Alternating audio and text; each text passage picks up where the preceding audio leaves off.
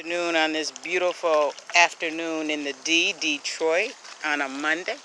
Now this is what I made the concrete out of, one of those insulated food carts, totes, and I had purchased the year before a solar fountain apparatus, to which I didn't spray paint her yet, but I just wanted to see how this particular smaller water fountain would work. So now I can paint her and it's solar and she holds enough water for this little baby. I might bring the walls up a little bit, but this is how she looks so far and I like it. Happy gardening.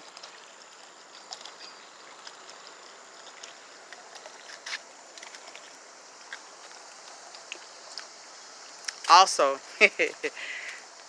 this is my cardinal that was faded out majorly.